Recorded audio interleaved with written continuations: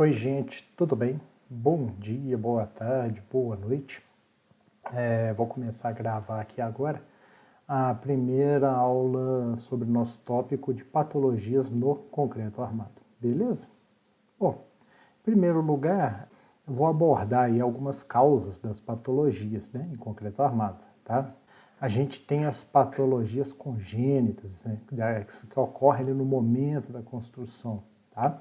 E elas podem ser desde o momento da dosagem do concreto, a mistura desse concreto, tal, a preparação do concreto em si, quanto à parte executiva, ou seja, a execução da peça de concreto armado, viga, pilar, laje, o que seja, tá? Tanto que aqui você vê, eu tenho até um slump aqui determinando, né? A gente está vendo aí se esse concreto vai ter a trabalhabilidade adequada para aquela aplicação. Assim como a trabalhabilidade também tem a resistência mecânica, né? Nós temos a resistência a uma atmosfera agressiva, tal, e vamos ter vários parâmetros aí envolvendo o concreto em si, tá? Ainda nas causas congênitas nós vamos ter a parte executiva, né, que é como aquilo vai ser executado, tá? Um exemplo que eu dou aqui é a modificação na posição dessa armadura negativa.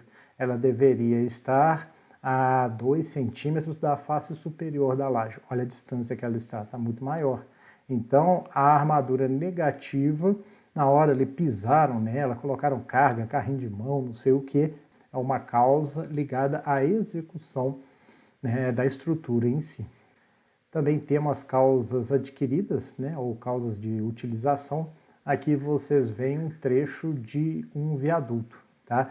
Que passou um caminhão baú aí, o caminhão era muito alto, raspou a parte de baixo dele aqui, tá? Então você vê que deu essa abrasão aí, né? Um impacto, uma abrasão, e isso é uma causa adquirida, beleza? Então, independentemente das causas, agora nós vamos ver aqui algumas manifestações patológicas. O que a gente pode encontrar aí, né, em termos de patologia? Vocês veem aqui, nós vamos ter a parte de segregação e exudação, né? Segregação é basicamente isso, é uma separação. Os agregados graúdos vão para baixo e a pasta de água, cimento e os agregados miúdos, ou seja, a argamassa do concreto, fica para cima. Isso pode ocorrer devido a um excesso de vibração, tá? Onde promove essa segregação em função da variação de densidade do agregado graúdo e da argamassa, né? E também da pasta de cimento e água, beleza? Também tem aqui a questão das brocas, igual vocês podem ver aqui. Outra muito comum é a falta de recobrimento, tá? Essa falta de recobrimento é quando a forma ela fica encostada na armadura, tá? Não é deixado o chamado recobrimento. A armadura fica encostada na forma, então não tem um concreto estrutural que cobre aquela armadura. Quando a armadura fica encostada na forma, você remove a forma, a armadura fica aparente, igual essa que está aqui. Beleza? Além disso, ainda dentro das manifestações patológicas, nós temos a falta de alinhamento, falta de prumo, igual vocês estão vendo aqui o alinhamento desses pilares. Nós temos também as deformações excessivas, igual vocês estão vendo aqui, né? Essa viga e laje, elas deram, aqui teve uma deformação excessiva. Nós podemos também ter a desagregação, desgaste, eu já tinha até falado aqui em cima, e a partir daí eu vou entrar na parte de que? Fissura, aqui uma trinca, tá? E a gente pode ter trincas de variadas causas e variadas espessuras também, beleza? Aqui a gente já tem basicamente uma rachadura, tá? Eu vou explicar bem essa questão aqui para vocês. Nós também podemos ter a carbonatação do concreto. A carbonatação do concreto, ela faz com que o concreto deixe de proteger a armadura contra a corrosão, tá? A carbonatação elimina a passivação da armadura. Então, a carbonatação atinge o concreto, mas não necessariamente prejudica apenas o concreto. Ela vai prejudicar o concreto e tirar uma condição química do concreto que favorece o aço, que é a passivação, tá? E essa é a questão da carbonatação. Quando a gente tem uma carbonatação e o produto dessa carbonatação é levado para o exterior da viga, do pilar ou da laje, para o exterior da estrutura por uma lixiviação, ou seja, carregado pela água, aí nós vamos ter a eflorescência, que é isso daqui. Essa parte branca que você está vendo aqui é o produto da carbonatação.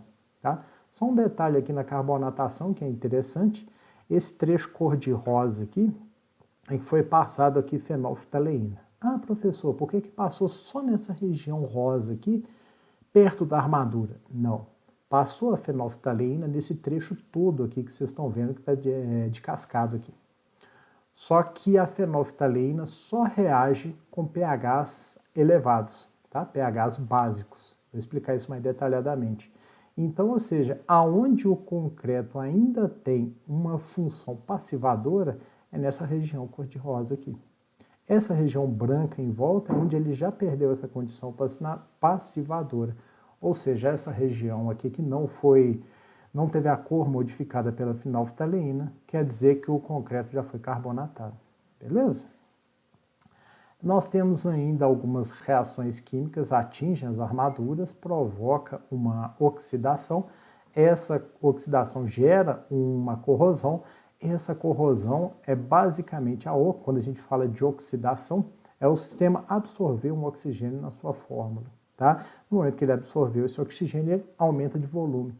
E no momento que as barras aumentam de volume, elas tendem a expulsar aquele concreto em volta delas. Tá?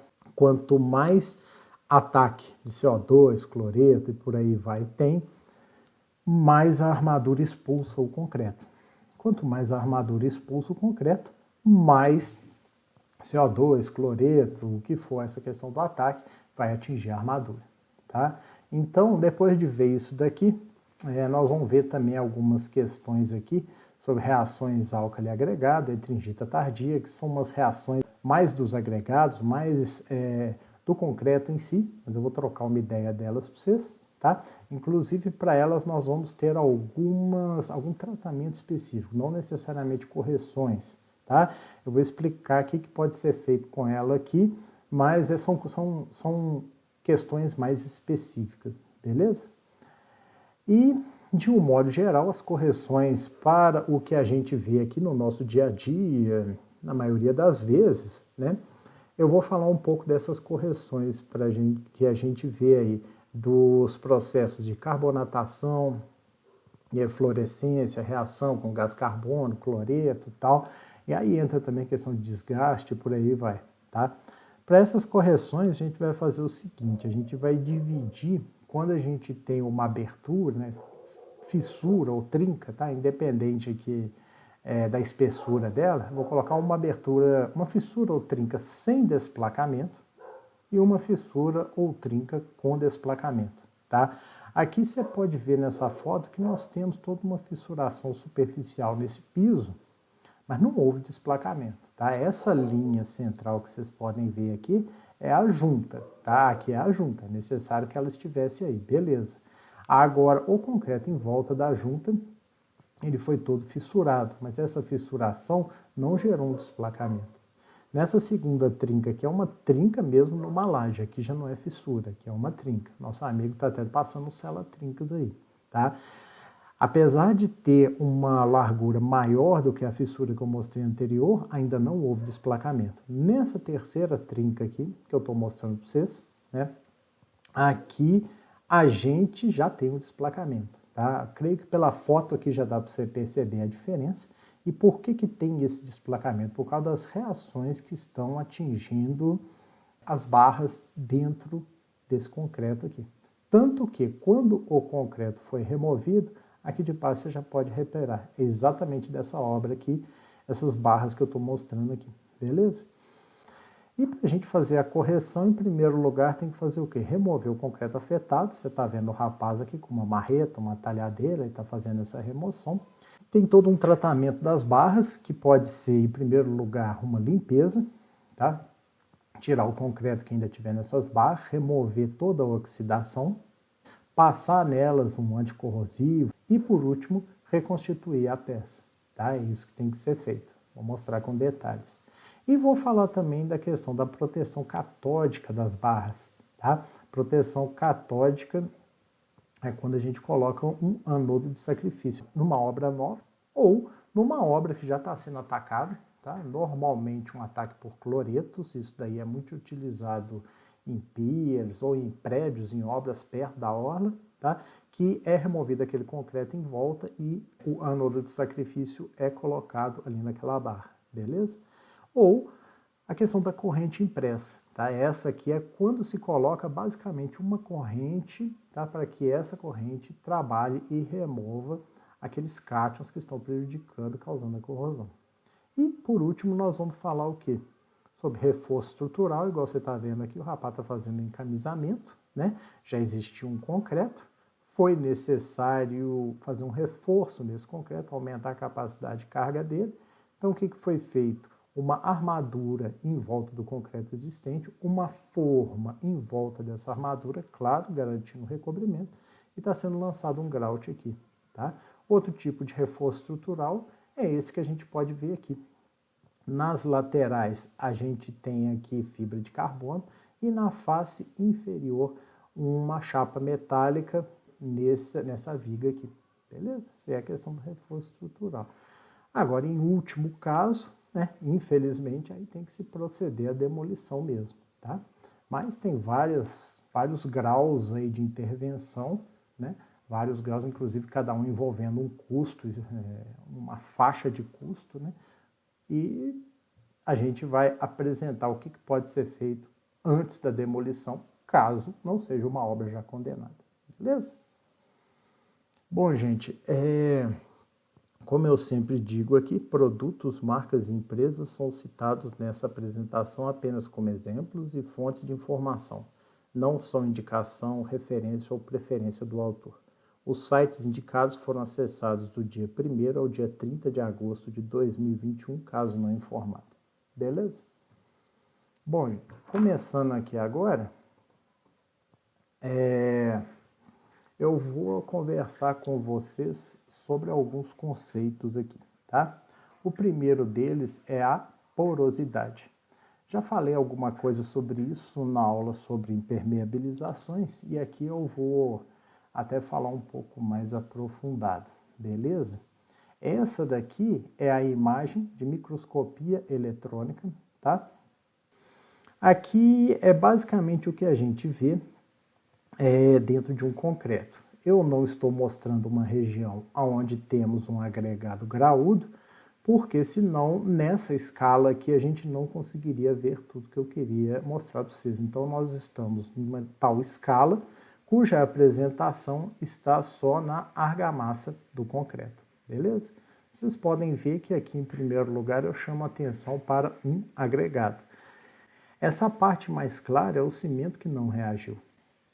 Nós vamos ter também a pasta endurecida. E além da pasta endurecida, nós vamos ter essas regiões mais escuras, quase pretas ou pretas, são os poros, tá? Além da porosidade, vou trocar uma ideia da capilaridade. A capilaridade é o que faz com que um polo se ligue ao outro, tá? Eu dou até um exemplo aqui do olho humano, né, que é cheio de capilares, nossos corpos são cheios de capilares, tal. Além disso, nós vamos ter o que? As microfissuras. As microfissuras, normalmente, elas já são geradas pelo calor que ocorre, o calor que é gerado nas reações de endurecimento desse concreto. O endurecimento do concreto se dá por reações exotérmicas, tá? Então, ou seja, o que acontece? Reações exotérmicas, elas geram calor. Então, quando a gente tem a geração desse calor, a gente tem uma evaporação relativamente rápida da água que estiver ali dentro. Isso gera o quê? Uma diminuição no volume, né? Porque a água entra, claro, como volume ali daquele concreto. Se essa diminuição de volume for muita, a variação grande de volume, e num tempo pequeno, isso gera fissuras internas ao concreto, tá? Essa fotografia aqui eu mostro microfissuras que deram em um piso, então são microfissuras externas, tá? Mas ocorrem também dentro do concreto muitas microfissuras, principalmente por conta da reação, né, do calor gerado na reação de endurecimento, beleza? Aqui eu já mostro uma fotografia. Na realidade, são duas fotomicrografias, né? Onde a gente pode ver nessa da esquerda aqui a porosidade, em azul aqui, essa é a resina que foi usada aqui. Então você pode ver que aqui, mais em preto mesmo, nós temos alguns poros e a partir daí já temos o que? Os capilares. Você vê que os poros são ligados por capilares, beleza? Já nessa figura da direita, eu vou voltar nessa figura da direita à frente, tá? Mas eu já vou adiantar do que se trata. É uma seção de concreto que ela foi pega de uma ponte da parte de concreto superior da pavimentação, na face superior da pavimentação, e uma ponte lá na Inglaterra. E o interessante é que a gente pode ver o quê? Que na parte de baixo aqui, ó, nós temos o cimento aqui que reagiu, o cimento que não reagiu, nós temos os poros, né, que são pretos e tal, mas na parte de baixo aqui você pode ver que nós temos um sistema mais compacto, tá? Aí quando você chega aqui nessa parte de cima, vamos considerar que essa dimensão aqui, que essa espessura da parte superior aqui, deve ter entre 1 milímetro e 1,5 milímetro. Ah, professor, como você sabe disso? Pela escala. Essa distânciazinha aqui é 200 micrômetros, ou seja, essa linha aqui é 0,2 milímetros. 0,2 milímetros é igual a 200 micrômetros, beleza? Então, nessa faixa superior aqui, cuja espessura é da ordem de 1 a 1,5 milímetros, você pode ver que nós temos muito mais poros, né, que são essas regiões pretas aqui, e muito mais pontos brancos que indicam um cimento que não reagiu. Tá? E por que aconteceu isso? Porque nessa região houve uma perda de água considerável.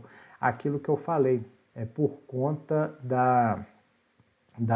do calor gerado pelas reações de endurecimento. Essa perda de água fez com que houvesse uma quantidade maior de poros, porque em vez dessa água reagir com esse cimento, né, esses pontos brancos que estão aqui em cima, ela achou um caminho e evaporou. Ah, professor, como que isso poderia ter sido evitado? Com uma cura. Aquele negócio de pegar uma mangueira com água e ir lá, ou outro tipo de cura, mas água, tá? Na primeira idade do concreto.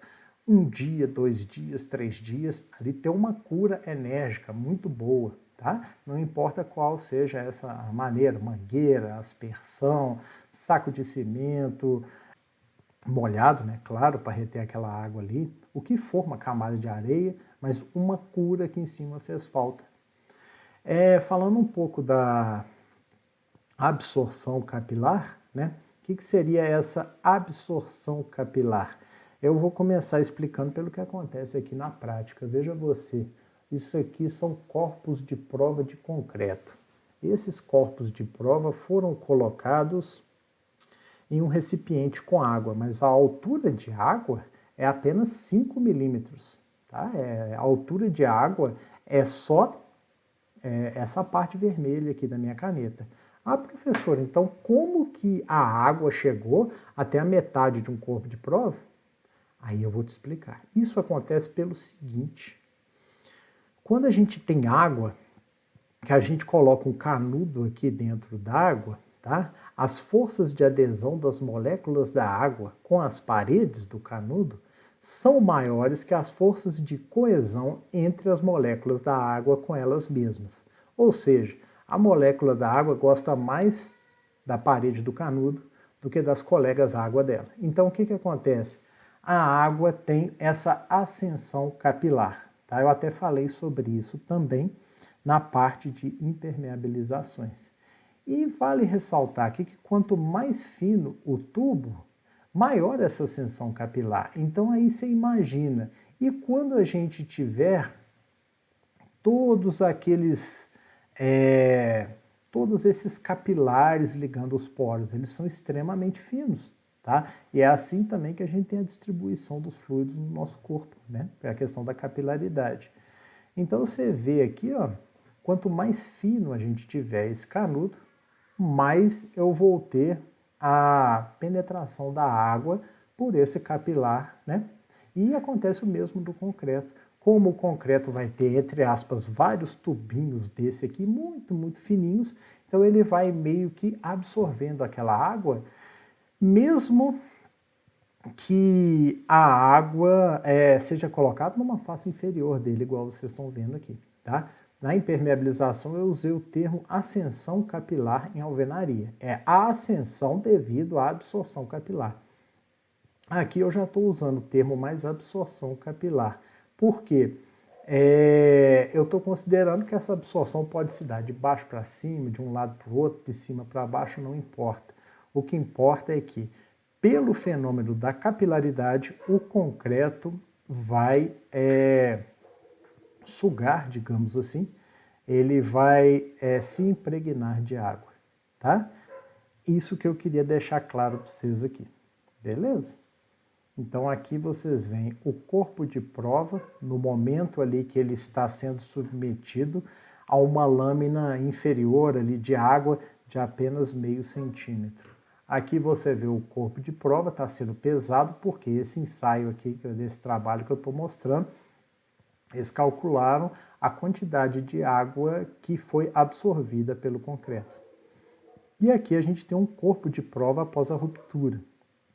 Você vê que a água, né, ascendeu por dentro do concreto até essa altura indicada aí. Beleza? Bom, depois da gente falar aqui da porosidade, da capilaridade, das microfissuras e da absorção capilar, né, agora eu estou mostrando aqui um trecho de uma viga para vocês. Vocês podem reparar nessa viga aqui, né, igual eu estou mostrando aqui, nós temos, né, no concreto dela aqui, os poros, os capilares, algumas microfissuras, tá? A água que tiver de um lado e do outro, às vezes ele absorve até a água em dias mais úmidos, mesmo que não haja chuva, tá? Ou quando ocorre a condensação, a formação de um filme de água na lateral, tal, essa água aos poucos vai sendo absorvida. E o que essa água leva ela para dentro? Se você estiver num ambiente urbano, ela vai levar gás carbônico, então você vai ter água e gás carbônico. Se você não estiver num ambiente marinho, né, na orla ali, essa água vai levar o quê? Cloretos, tá? E normalmente essa água vai levar o quê? Oxigênio, tá? Nós temos oxigênio na água. E também temos, né, partículas de água no ar, é claro. E esse daqui a gente tem interação. H2O e O2 a gente sempre vai ter. CO2 em um ambiente agressivo, Cl-, né, que é o cloreto, em um ambiente mais agressivo ainda. Mas o que eu queria mostrar para vocês é o seguinte, o concreto aos poucos ele vai sugando a água e ele leva para dentro de si esses contaminantes que vão atacá-lo, da maneira como a gente vai conversar agora. Aqui, ó, ainda num conceito que eu queria trocar uma ideia com vocês, né, também falei lá na impermeabilização, o que vem a ser uma pressão positiva e uma pressão negativa. Uma pressão positiva é quando eu tenho o seguinte, a fonte de água, né, que eu vou ter essa fonte de água, e eu vou tratar a patologia entre a fonte de água e o concreto. Tá? Então eu vou tratar a patologia entre a fonte de água e o concreto. Ah, professor, não entendi nada. Calma, vou explicar. Imagina uma laje. A fonte de água é a chuva. Entendeu? Então, essa trinca que vocês estão vendo aqui, ó, o nosso amigo ele está abrindo a trinca com a serra, aqui ele está passando um vé da trinca e depois aqui impermeabilizante PU, ou seja, aqui ele está trabalhando na trinca mesmo, maior, igual essa figura, essa e essa, e aqui nas fissuras, né? Então, o que acontece? Quando a gente tem um sistema desse, eu estou impedindo que a água da chuva adentre ao concreto. Tá? Então, eu estou tratando a patologia entre a fonte, que é a água da chuva, e o concreto que eu quero proteger. Tá? É claro que vai chover aí em cima, é óbvio, mas no momento que eu fizer todo esse tratamento, a água vai escorrer, né? Vai para um sistema de coleta de água pluvial e dali vai embora. Beleza? Por outro lado, quando a gente tem a pressão negativa, a gente tem o quê? A fonte de água. A fonte de água, no caso aqui eu estou falando de um túnel, imagina esse túnel aqui. A fonte de água vai ser o quê? Toda a umidade do solo em volta. Essa umidade vai atingir o concreto, Não tem como, tá? Ela vai atingir o concreto. Não tem como também a gente ir ao exterior do túnel trabalhar. Então a gente vai fazer o quê? A gente vai para dentro do túnel. No momento que eu estou dentro do túnel, aí primeiro vai ter a fonte de água, que é o solo, depois a parte do concreto armado, e lá de dentro do túnel que eu vou tratar a patologia. Isso é chamado de trabalhar a pressão negativa. Tá? Você vê que aqui todos os trabalhos, eu vou até trocar uma ideia com vocês, já falei desse mesmo serviço aqui na parte de impermeabilizações, tudo aqui está sendo feito, é uma questão de injeção, né, de resina epóxi aqui dentro, tal, tudo está sendo feito por dentro do túnel, beleza? Por último aqui, ó, um último tópico que eu vou trocar uma ideia com vocês é essa questão aqui, ó, de fluidez. Quando eu tenho baixa fluidez, aqui a gente tem algo parecido com mel, um óleo, alguma coisa assim. Ele é de baixa fluidez, ele não flui muito bem, tá? Mas ele é de alta viscosidade, ele é viscoso. Por outro lado, quando a gente tem a água, por exemplo, ela é de alta fluidez, ela flui que é uma beleza, mas ela é de baixa viscosidade. Então essa figura aqui eu vou utilizar em umas 2 ou 3 vezes ainda na nossa apresentação. Bom, aqui é uma questão interessante, tudo isso daqui nós vamos ver ainda mais detalhadamente, mas eu queria fazer a distinção para vocês entre manifestação patológica, que é aquilo que a gente vê, e a causa da patologia. Tá? Quando a gente fala, por exemplo, a gente vê uma armadura aparente, igual eu já mostrei essa foto para vocês, qual é a causa? Basicamente, se permitiu que a armadura ficasse em contato com a forma, isso é um grande erro. Para evitar isso, a gente tem o quê? Os espaçadores. A gente tem espaçadores plásticos, espaçadores de argamassa, tal, essa questão aí. A questão de uma deformação excessiva é um problema? É um problema. Ela é a manifestação. Você chega ali e vê essa patologia. Poxa, essa viga selou, essa laje selou. Quais podem ser as causas? O problema pode ser na laje? Pode. Pode ser, ué. A própria laje. Ela foi mal dimensionada, tá?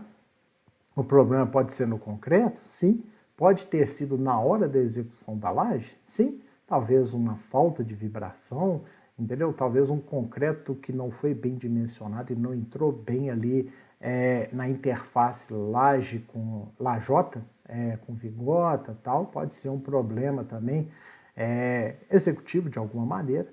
E pode ser algum problema no sistema de escoramento. Será que não deixaram a contraflecha? Ou pior ainda, será que no sistema de forma já não tinha no sistema de escoramento já não tinha uma certa deformação?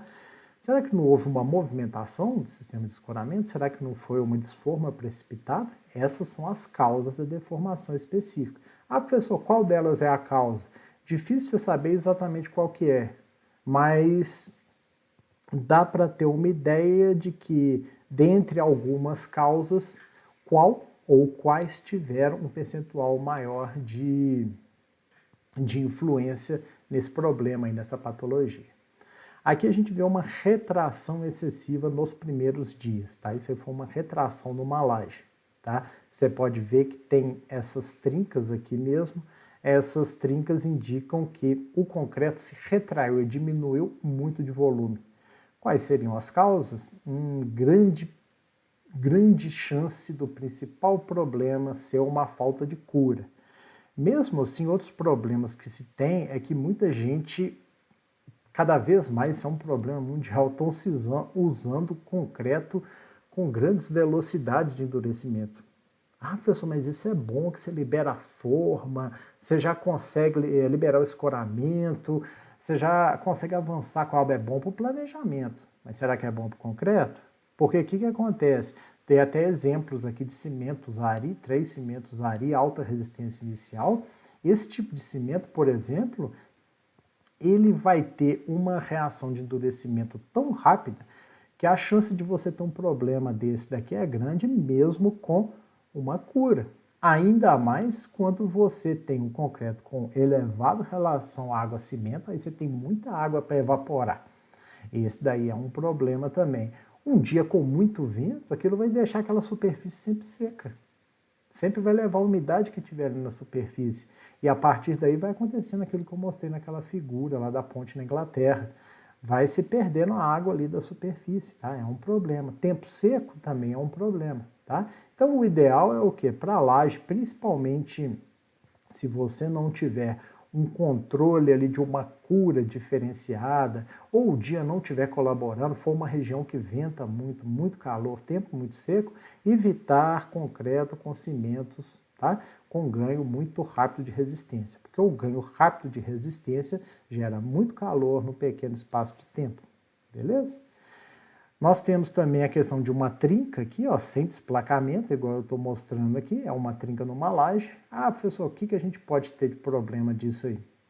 Será que pode ser da laje, da montagem? Pode. Pode ser do concreto? Mais improvável, mas pode ser também, tá? Aqui você já vê uma causa relativamente mais provável. Essa questão que eu tinha falado da armadura negativa ser empurrada para baixo e ficar bem próximo da armadura positiva.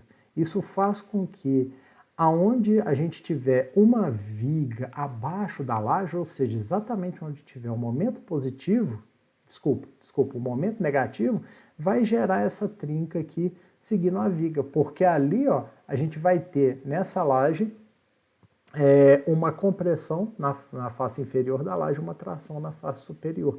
Como a armadura que deveria estar ajudando o concreto nessa região superior de tração, essa armadura foi mandada para baixo, aqui você está vendo, né? Aumentou a espessura desse concreto acima da armadura, quer dizer que ela foi lançada para baixo, então vai gerar essa trinca mesmo, beleza? Outra coisa também é sempre a questão do escoramento. Deixaram contra a flecha, teve movimentação e a desforma, beleza? É tudo uma questão para se olhar. Onde está a trinca? É na posição do momento negativo? Deu para você perceber? A gente pode ter também a trinca com desplacamento. Nesse caso aqui eu já tinha até mostrado a foto para vocês, tal. Quais seriam as causas? Ambientes agressivos, urbano, industrial, marinho. Professor, então é única e exclusivamente essa causa de utilização? Ambiente agressivo, urbano, industrial ou marinho? Bom, aí eu já acho que é um pouco complicado. Deveria ter tomado alguns cuidados durante a execução da obra para que o ambiente agressivo não atuasse de uma maneira tão agressiva nessa armadura. Professor, como fazer isso? Nós vamos trocar uma ideia aqui, tá?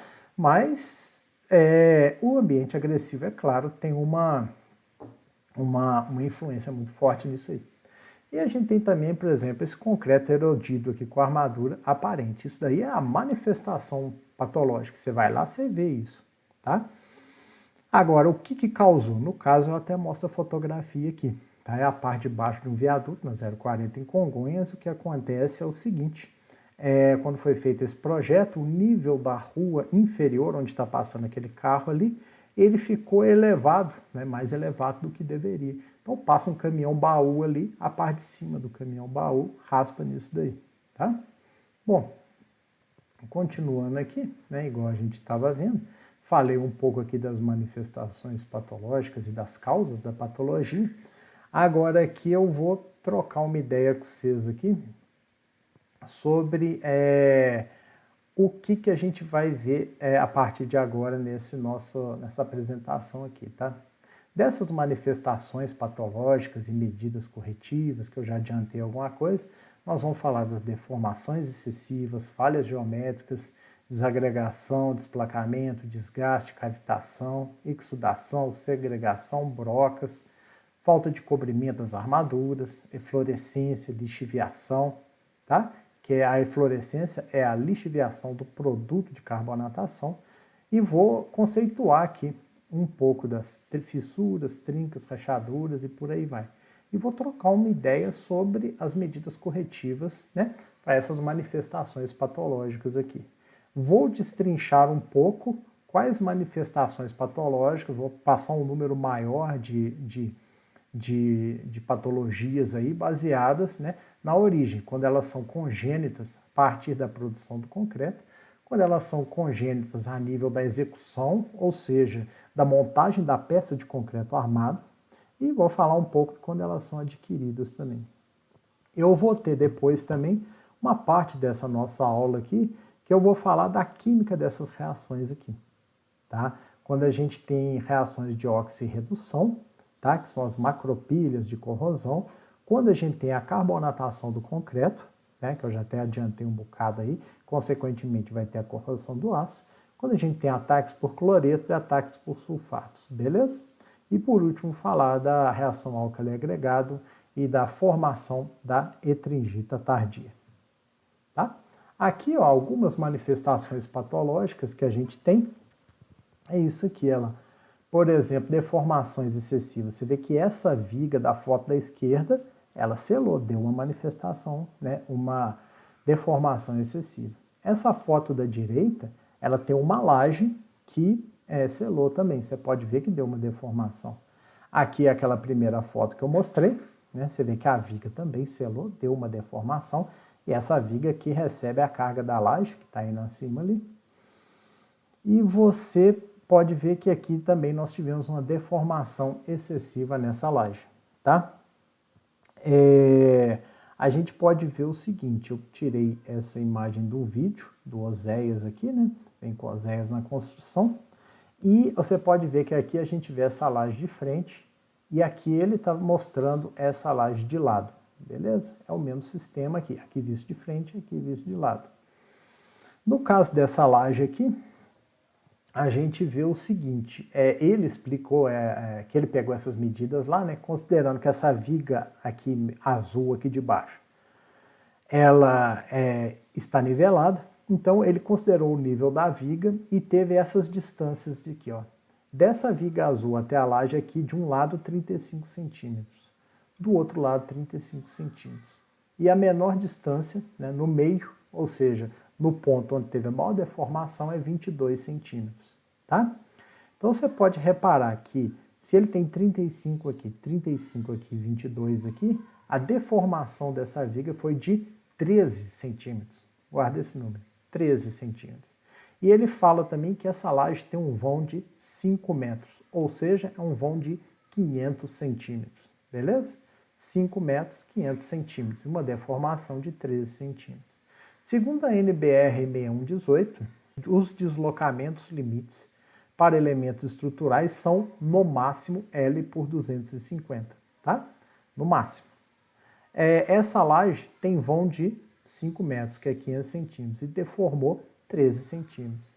Então, a deformação limite máxima de norma para essa laje seria 500 dividido por 250, que é L por 250. Então, a deformação máxima para essa laje é 2 centímetros. Ela estava com 13 centímetros. Aí a gente está falando de uma laje que se deformou entre 6 e 7 vezes mais do que o limite de norma. Tá? Aí você já vê. É aceitável? E aí? Claro que não, né? Aqui a gente tem algumas falhas geométricas, eu já tinha mostrado essa foto aqui desses pilares, você vê que o prumo aqui está totalmente fora, o alinhamento deles tal. Aqui a gente vê aonde a gente tem o pilar, aonde a gente tem a viga. Será que era assim no projeto? Não sei, creio que não. E essa outra foto aqui da direita, a gente vê um bloco de fundação e onde está nascendo o pilar. Será que era para ser excêntrico dessa maneira? Eu creio que não. A gente também tem a questão da desagregação, desplacamento, desgaste e cavitação. Aqui você pode ver, ó, nessa foto e nessa outra, nós temos uma desagregação em um concreto, né, que ele está numa área industrial, beleza? E aqui a gente vê uma desagregação superficial chamada de delaminação em um piso de concreto. Beleza? Aqui a gente já vê o desplacamento, tá? Nessa foto da esquerda, numa região industrial, você vê que aqui, ó, eu já tenho esse desplacamento do concreto. Ele é oriundo de quê? Reações que estão ocorrendo nas barras e estão provocando uma corrosão. O produto da corrosão faz com que a barra aumente de volume. No momento que a barra aumenta de volume, ela vai expulsando o concreto. Beleza? Vocês podem reparar aqui Esse é o desplacamento. Essa viga da direita que eu já havia mostrado, esse trecho aqui, onde a gente vê a barra, já houve o desplacamento e a parte do concreto que está aí já caiu no chão. Aqui você vê outras trincas, essa daqui, essa outra aqui, elas estão seguindo o alinhamento das barras. Porque à medida que essas barras longitudinais vão se oxidando, elas vão aumentando de volume. Então vai dar esse tipo de trinca aqui, beleza? Também é um desplacamento, beleza? Então nessa da direita a gente já tem o local que teve o desplacamento e caiu no chão aquela placa, e aqui a gente tem um desplacamento que está acontecendo, que já tem essa região aqui da viga também condenada. Se for fazer alguma recuperação, esse concreto aqui que está trincado aqui, ele tem que ser removido. Não tem como recuperar com esse concreto aí, beleza? Aqui a gente vê a questão de um desgaste, tá? O desgaste ele pode ser tanto químico, você vê aqui numa área industrial, é uma viga que ela está sofrendo um desgaste químico, e aqui à direita a gente tem um desgaste de abrasão, é aquela questão que eu falei do viaduto de Congonhas. Você vê exatamente aqui as ranhuras da onde os caminhões passam, dão uma raspada aí e tal, e você vê que os estribos foram arrancados, eles estão todos aqui para fora. A armadura positiva, algumas barras foram retiradas da sua posição e tal, tá? E por aí vai. Aqui você vê que é tanto nesse primeiro plano quanto nesse último aqui também. A gente teve o problema da abrasão. A parte do desgaste, aqui você pode ver um desgaste superficial de um pavimento de concreto, tá? Nesse desgaste superficial, eu volto até nessa micrografia aqui, essa análise, né, de uma seção que eu tinha até falado de uma ponte lá na Inglaterra tal. Nessa faixa superior aqui entre 1 milímetro e 1,5 milímetros, nós tivemos o que? A formação de um concreto menos resistente. Por quê? Basicamente por conta da falta de cura, de uma água ali naquele primeiro momento da reação. Primeiro dia, segundo dia, terceiro dia, primeira semana é vital uma cura, tá? Bem feita mesmo. Quando você não tem essa cura, o que acontece? Você tem o calor gerado no endurecimento, nas reações de endurecimento daquele concreto, você tem uma evaporação de parte da água nessa faixa superior de concreto aqui. Essa evaporação gera poros e deixa uma quantidade de cimento sem reagir. Então tem essa região de concreto que fica um pouco mais fraca.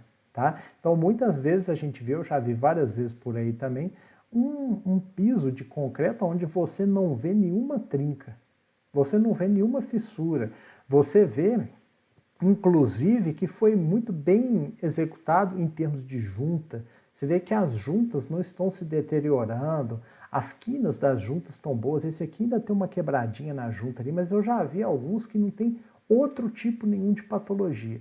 A única patologia é o desgaste superficial, tá? Muitas vezes pela falta de cura, beleza?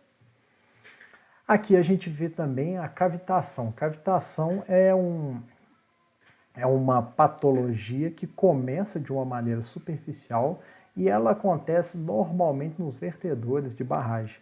É muita água passando nesse vertedor com uma velocidade muito grande. E essa água gera umas pressões negativas em determinados pontos.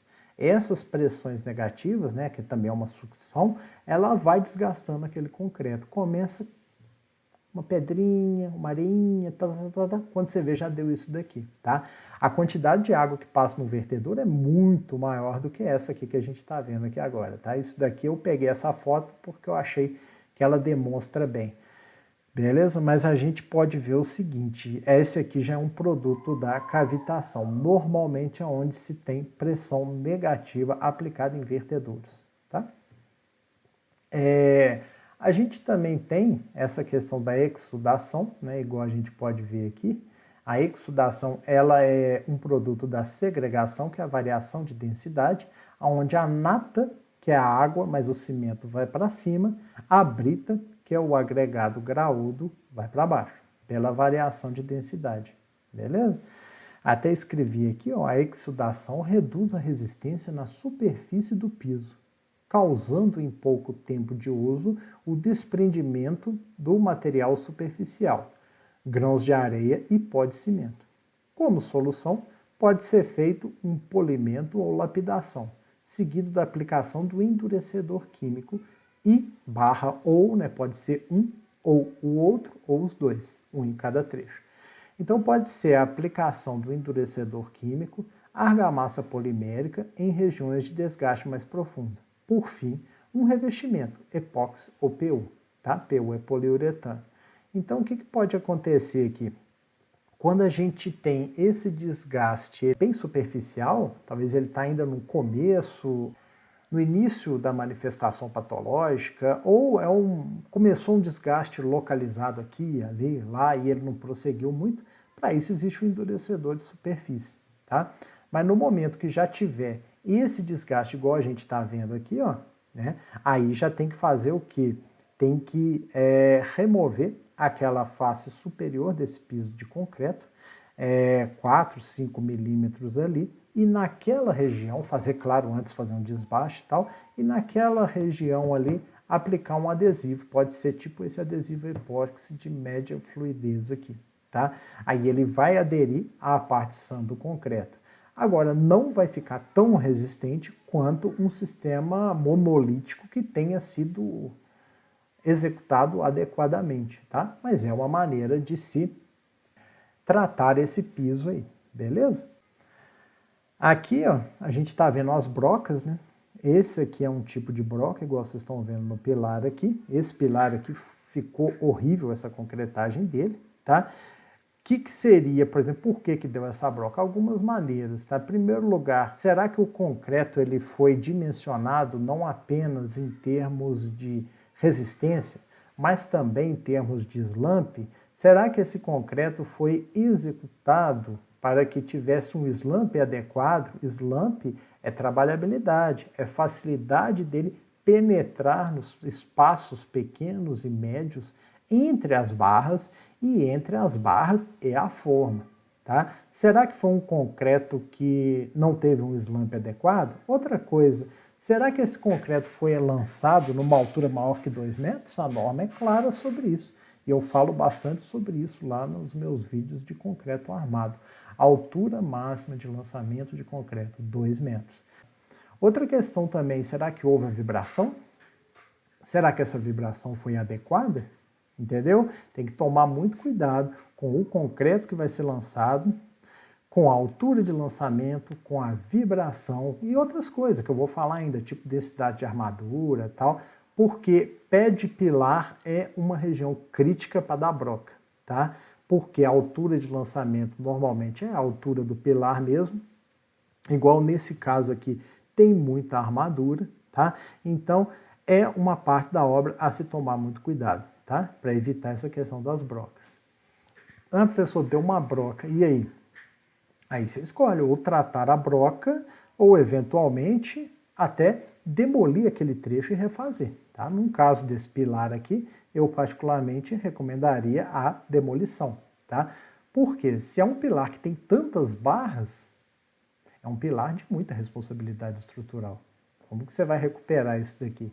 Tá? Agora, dependendo da situação, se for uma broca menor, tal, você pode utilizar um grout ou argamassa estrutural, tá?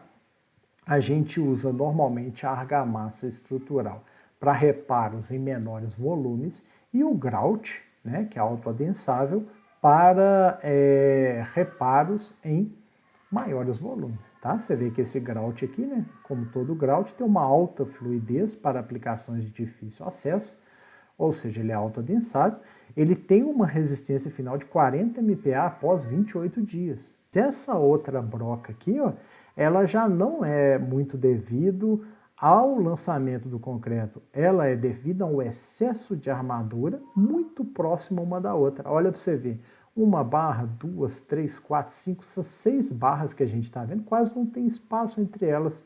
Então, como que o concreto vai chegar atrás delas aqui nesse trecho que ficou faltando? Aí vem a pergunta que está na figura, Cadê o espaçamento entre as barras? Beleza? Aqui a gente vê também a questão da falta de recobrimento das armaduras, tá?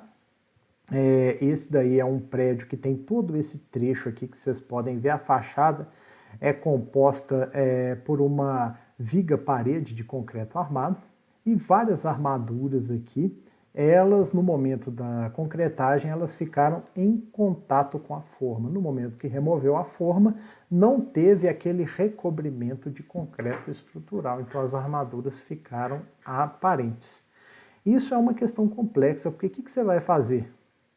Você vai aceitar e tentar proteger? Dependendo da situação, dá. Se não for um ambiente agressivo, se não forem tantas armaduras aparentes, reforçar, nós vamos falar em reforço daqui a pouco. Reforçar a estrutura. Em último caso, demolir. Tem situações que você vai ver ali na obra, o cara acabou de tirar a forma, você está vendo toda a armadura positiva de uma viga importante ali, eventualmente até nasce um pilar. Ô, meu amigo, vamos aproveitar, demolir essa viga e fazer ela de novo. Infelizmente, tá? Não tem como você receber isso.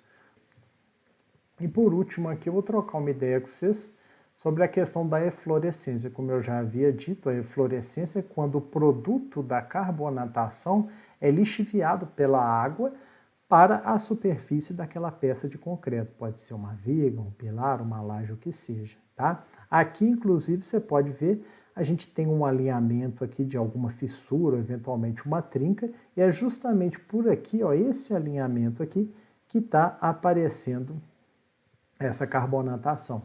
E aqui é na face inferior de uma laje, tá? Também já está aparecendo a carbonatação, beleza? Bom, da próxima aula eu vou começar a falar com vocês sobre fissuras, trincas, rachaduras, isso de concreto e em alvenaria, tá? Ah, professor, mas entra alvenaria nessa parte sua? Você não falou que é patologia só em concreto armado? A gente vê na alvenaria um problema que é originário da estrutura de concreto. Mas isso nós vamos ver na próxima aula, beleza? Ô, gente, um grande abraço, era isso mesmo. Tchauzinho para vocês, obrigadão, valeu.